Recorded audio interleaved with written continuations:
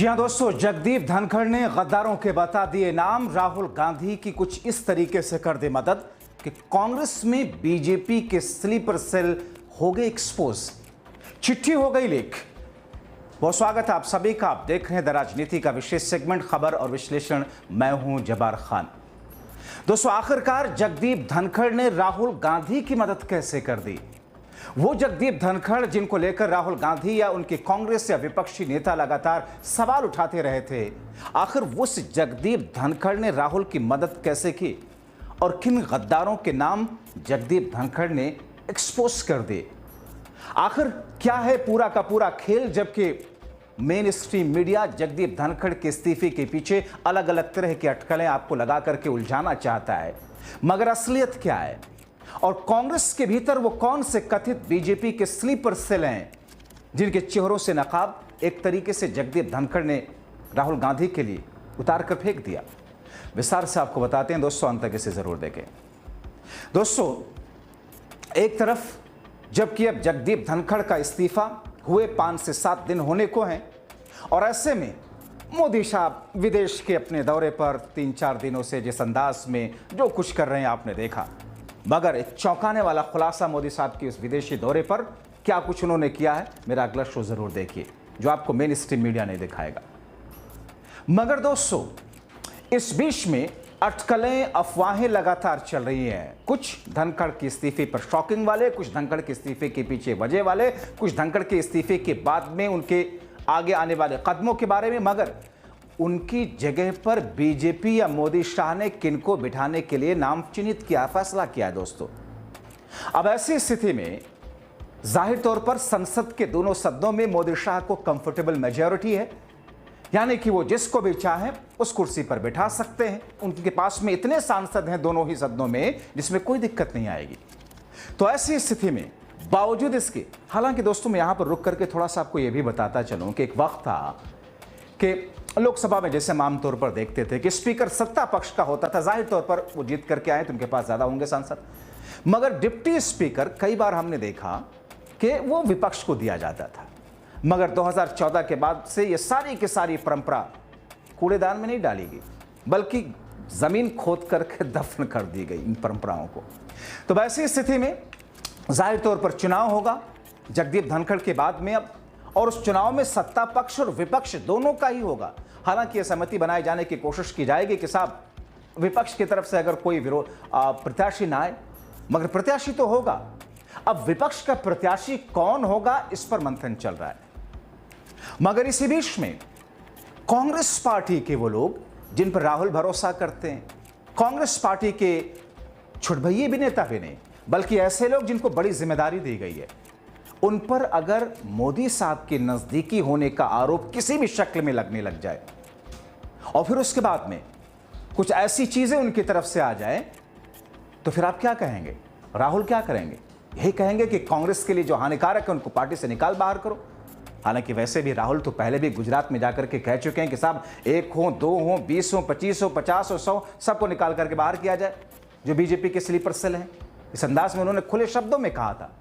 यह और बात है कि अभी तक उस पर बहुत कुछ काम कर नहीं पाए वो, लेकिन कम से कम पार्टी की नब्ज, सियासी नब्ज, पार्टी जमीनी स्तर के नेता और जमीन के कार्यकर्ताओं को अच्छी तरीके से जानते हैं। मगर इसी बीच में जगदीप धनखड़ ने जिन गद्दारों के नाम लिए, ऐसा क्यों कहा जा रहा है? दोस्तों, अगर जगदीप धनखड़ के इस्तीफे के बहाने जो स्थितियां बाद में उत्पन्न हुई हैं, उन स्थितियों से अगर कांग्रेस के अंदर कुछ ऐसे नेता, मानो वो जो कि उन्होंने किया हो बीजेपी के लिए कुछ कर रहे हैं, तो फिर इसका श्रेय तो जगदीप धनखड़ को ही जाएगा कि उन्होंने ही एक्सपोज किया। सबसे पहले आपको एक चिट्ठी दिखाते हैं दोस्तों, जो पब्लिक डोमेन में आपके सामने इस वक्त मैं रख रहा हूं। इस चिट्ठी को देख करके अंदाजा लगाइए। और कांग्रेस के भीतर रहकर मोदी जी को चिट्ठी लिख रहे हैं ये। अब सुनिए, कांग्रेस में कुछ भी अगर इस वक्त चल रहा है, कौन होगा प्रत्याशी उपराष्ट्रपति का, पार्टी संगठन के साथ में बैठक या फिर मंथन होना है। मगर ये कांग्रेस के नेता जो बड़े पद पर हैं, मोदी साहब को चिट्ठी लिख रहे हैं। और ये नेता कोई चंगू मंगू नहीं है। राहुल ने इन पर काफी भरोसा किया, अहम पद दिया, बड़ी जिम्मेदारी दे रखी है। सबसे पहले आप ये चिट्ठी देखिए। इस चिट्ठी का सबसे पहले आप 3 चीजों पर गौर कीजिए। चिट्ठी के विषय के कॉलम में क्या लिखा हुआ है, आप इसको ध्यान से देखिए, आपको समझ आएगा किस विषय के लिए चिट्ठी है। एक, अब आ जाइए चिट्ठी की पहली लाइन पर, विषय के बाद में इसमें क्या लिखा गया है। देखिए इसमें कितनी श्रद्धा और प्रभाव में कांग्रेस के बड़े नेता या कांग्रेस में बीजेपी के कथित स्लीपर सेल जिस अंदाज में क्या कुछ लिखे हैं। वो लिखते हैं आपके कुशलेक्षण के मनोकामनाओं के साथ, यानी कि किसी विरोधी का, किसी विपक्षी नेता का, वो भी कांग्रेस जैसे विपक्षी नेता का, राहुल की टीम का एक महत्वपूर्ण सदस्य अगर लिखे मोदी साहब के लिए कि आपके कुशलेक्षण की मनोकामनाओं के साथ में, ऐसा लगेगा कि जैसे बहुत ही श्रद्धा में कोई पार्टी का कार्यकर्ता अपनी पार्टी के बड़े नेता को लिख रहा हो। और अब आ जाइए इस चिट्ठी के सबसे नीचे जहां उन्होंने लिखा है आपका, यानी कि जैसे आप कोई खत लिखते हैं, कोई चिट्ठी लिखते हैं, तो एंड में आप अपनी अपनाइयत उससे दर्शाने के लिए कि साहब हम आपके लिए बहुत खास हैं, आप मेरे लिए बहुत खास हैं, आपका हर फरमान में मानूंगा, लिख देते हैं आपका फलाने, आपका जब्बार खान, आपका ये, आपका, उसके नीचे उनका नाम लिखा हुआ है। क्या बात है। नाम है दीपक बैज, एक बार के सांसद, 2 बार के विधायक, मौजूदा वक्त में छत्तीसगढ़ के प्रदेश अध्यक्ष कांग्रेस के। मगर दीपक बैज ये किस तौर पर इस चिट्ठी में लिखते हैं, वो उस चिट्ठी का मजमून, चिट्ठी आपकी स्क्रीन पर इस वक्त चल रही है, उसका मजमून मैं आपको बता देता हूं। इस वक्त चिट्ठी में लिखा गया है प्रधानमंत्री मोदी की तारीफ करते हुए कि छत्तीसगढ़ ने भारतीय जनता पार्टी को 2000 के बाद से लेकर, यानी कि जब से छत्तीसगढ़ राज्य बना है अब तक, हमेशा 11 सीटों में से छत्तीसगढ़ ने हमेशा 10 सीटें औसतन बीजेपी को दी हैं। मोदी साहब, छत्तीसगढ़ का बीजेपी पर बहुत एहसान है। छत्तीसगढ़ की जनता ने बीजेपी को हमेशा चुना है। छत्तीसगढ़ से हमेशा 11 में से 9-10 सांसद बीजेपी के जीतते रहे हैं और बीजेपी पर छत्तीसगढ़ की जनता ने भरोसा किया है। तो आपसे आग्रह है, हम ये चाहते हैं कि आप बीजेपी के किसी बड़े नेता को यहां से उपराष्ट्रपति की कुर्सी पर बिठाएं। कई सारा नाम लिया उन्होंने, उसमें रमन सिंह का भी नाम लिया, इनको आप बना सकते हैं। अब रमन सिंह सोचिए 3 बार के मुख्यमंत्री रहे, जब से प्रदेश बना वही मुख्यमंत्री थे। इससे पहले पिछली बार मुख्यमंत्री बने थे कौन, बघेल साहब, वह बस फिर से बीजेपी की सरकार आ गई। रमन सिंह जो कि विधानसभा के स्पीकर हैं, उनको ही उपराष्ट्रपति बनाने की हिमायत नहीं कर रहे हैं, सपोर्ट कर रहे हैं, बल्कि मुहिम चला रहे हैं। कुछ और दूसरे लोगों का नाम, सांसदों का नाम उन्होंने दिया है। अब दीपक बैज साहब को कोई ये बताए, समझाए कि साहब आप पहले तो अपनी पार्टी की चिंता कीजिए, आपकी पार्टी की लाइन है क्या। आपकी पार्टी इस पूरे मामले पर मोदी शाह की सरकार को घेर रही है इस्तीफे को लेकर, और चुनाव के लिए आपकी पार्टी किसे खड़ा कर रही है, किस नाम पर सहमति बन रही है, उसके लिए लॉबिंग किस अंदाज में की जा रही है। हो सकता है एनडीए के कई सारे दूसरी पार्टियों के सांसद सपोर्ट कर दें आपकी पार्टी के उस प्रत्याशी को या इंडिया गठबंधन के प्रत्याशी को। कई बार हमने देखा इसे आजाद भारत के इतिहास में कि अंतरात्मा की आवाज सुनकर के लोगों ने कहा गया कि साहब सबने अंतरात्मा की आवाज सुनी, इसलिए विपक्षी या विरोधी को, दल को, प्रत्याशी को सपोर्ट कर दिया। आप कम से कम अपनी पार्टी के नेता से, आप पार्टी के प्रदेश अध्यक्ष हैं छत्तीसगढ़ के, राहुल जी से मिलते, बात करते, पार्टी के कोर कमेटी की बैठक में मैसेज डालते, लेकिन आप क्या कर रहे हैं, आप मोदी जी को चिट्ठी लिख रहे हैं। ये देखिए, ये पूरी चिट्ठी आपके सामने है दोस्तों।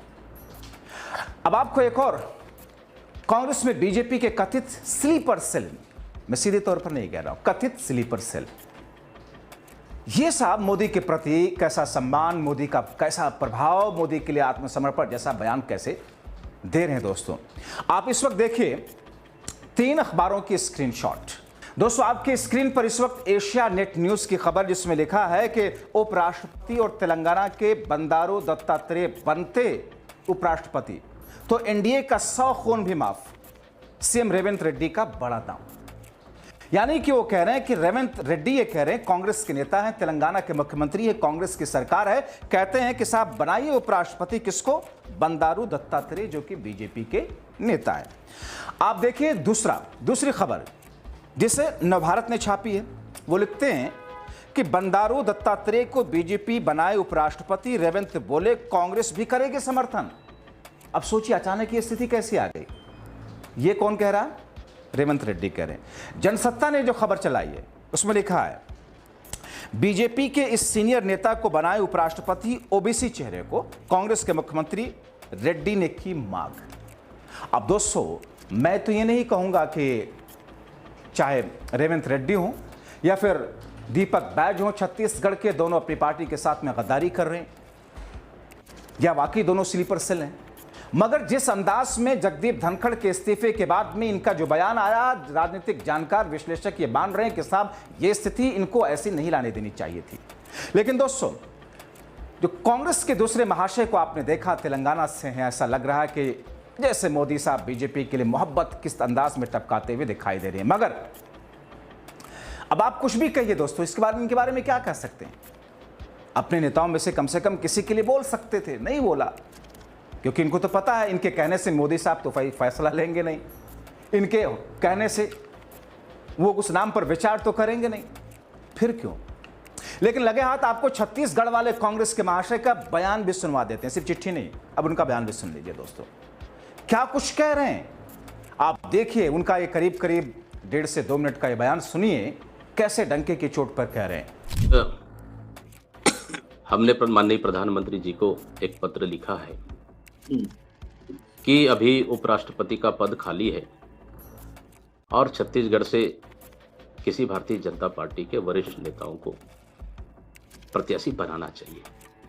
वो इसलिए क्योंकि जब से छत्तीसगढ़ बना है तब से भारतीय जनता पार्टी के 11 में से 10 सांसद हमेशा लोकसभा में प्रतिनिधित्व करते आए हैं और साथ ही कि छत्तीसगढ़ को उसके मुकाबले सिर्फ एक राज्य मंत्री का पद के अलावा कुछ नहीं मिला है। साथ ही वर्तमान भारतीय जनता पार्टी की सरकार ने छत्तीसगढ़ के जल जंगल जमीन को भी सौंपने का काम कर रही है अपने निजी चहेते उद्योगपतियों। तो इस तरह से हमारे पास छत्तीसगढ़ में जैसे देखें कि माननीय रमेश बैस जी 7 बार के सांसद, 3 राज्य के राज्यपाल और माननीय डॉक्टर रमन सिंह जी 3 बार के मुख्यमंत्री, छत्तीसगढ़ के वरिष्ठ नेता, अभी विधानसभा के अध्यक्ष हैं। इसके साथ माननीय ननकीराम कंवर जी, माननीय धर्मलाल कौशिक जी, इस तरह से कई वरिष्ठ नाम ऐसे हैं जहां छत्तीसगढ़ में भारतीय जनता पार्टी की ओर से एक उपराष्ट्रपति के प्रत्याशी हो सकते हैं। तो इसलिए हमने मांग किया है कि छत्तीसगढ़ का एक प्रतिनिधित्व भारतीय जनता पार्टी को एक भारतीय जनता पार्टी के उपराष्ट्रपति के प्रत्याशी के रूप में देना चाहिए, क्योंकि छत्तीसगढ़ में हमेशा भारतीय जनता पार्टी का ज्यादा प्रतिनिधित्व। दोस्तों, आपने उनका यह बयान सुन लिया। तो दोस्तों, अब चर्चाएं इस बात की है कि वो राहुल गांधी जो कि कांग्रेस में भारतीय जनता पार्टी के स्लीपर सेल को लेकर के कई बार न सिर्फ बयान दे चुके हैं बल्कि कई सारे लोगों के बाहर जाने के संकेत भी देते आए हैं। लेकिन अब इस स्थिति में छत्तीसगढ़ के दीपक बैज, रेवंत रेड्डी, दोनों के जो बयान है, दोनों की जो चिट्ठी है, चिट्ठी सिर्फ छत्तीसगढ़ वाले की है, लेकिन दोनों के जो बयान है, जो साउंड बाइट है, उसके बाद में क्या कांग्रेस पार्टी इनको किसी तरीके से कोई निर्देश देगी? क्या मोदी और शाह के सामने कांग्रेस पार्टी जो अपना इंडिया गठबंधन का प्रत्याशी उतारने की तैयारी कर रही है, उसको लेकर के आगे क्या? मगर जिस अंदाज में ये चिट्ठी बाहर आई, जिस अंदाज में कांग्रेस के कथित स्लीपर सेल इन्हें कहा जाने लगा, और उसको लेकर के जगदीप धनखड़ को एक तरीके से कांग्रेस आलाकमान शुक्रिया अदा कर रहा होगा कि उन्होंने कथित गद्दारों के नाम खोल दिए। आप क्या सोचते हैं? अपनी राय कमेंट बॉक्स में जरूर लिखें। अभी के लिए इतना ही, बहुत शुक्रिया।